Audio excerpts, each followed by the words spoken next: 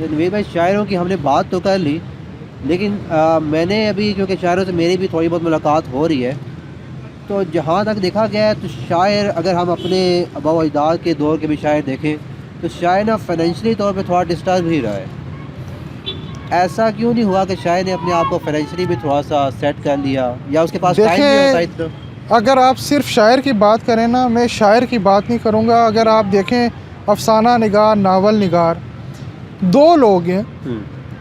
ایک وہ لوگ ہیں جنہیں ان کے مزاج کے مطابق کام بھی مل گیا، صحیح، خاص کر جو پروفیسرز ہیں، صحیح، اردو پڑھا بھی رہے ہیں، انکم بھی آ رہی ہے، ٹھیک ہے، اور دوسری طرف پڑھاتے ہوئے ان کی اپنی صلاحیتیں بھی پروان چڑھ رہی ہیں تخلیقی.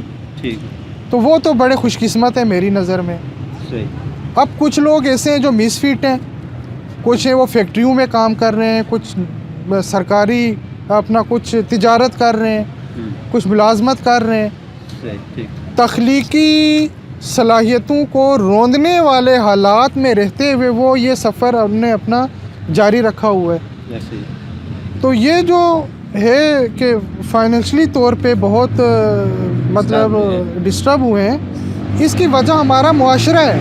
ٹھیک، اگر ہمارے معاشرہ جو ہے یہاں یہ لکھنے والوں کو مطلب اگر ایک ادیب ہے وہ کتاب لکھتا ہے، معاشرے کے اندر کتاب پڑھنے کا ذوق ہے، تو وہ فائنینشلی طور پہ بہتر ہو جائے گا. اس کی کتابیں بکیں گی، پبلشر اس کو پیسے بھی دے گا. صحیح، ویسے وہ کئی سالوں تک باہر ممالک میں ایسے ہی ہے. وہاں آپ دیکھیں کہ باہر ممالک میں لوگ لکھتے ہیں، ان کی کتابیں یہاں تک بکتی ہیں. ہماری کتابیں ہمارے اپنے محلے کے نہیں بک رہی سوسائٹی کو آپ چھوڑ دیں، ہمارے محلے کے اندر نہیں بکتی ہے. ایسا ہی، یہی چیز وہ ہمیں دینی پڑتی ہیں تحائف میں. تو وہ بیچارہ فائنینشلی طور پہ ڈسٹرب نہیں ہوگا تو اور کیا ہوگا. بہت سارے شاعروں نے اپنی کتابیں وہ رکھی ہوئی ہیں، کہتے ہیں یار کہیں سے پیسہ آ جائے میں چھپوا دوں، کہیں سے پیسہ آ جائے. تو یہ حالات ہمارے معاشرے کی وجہ سے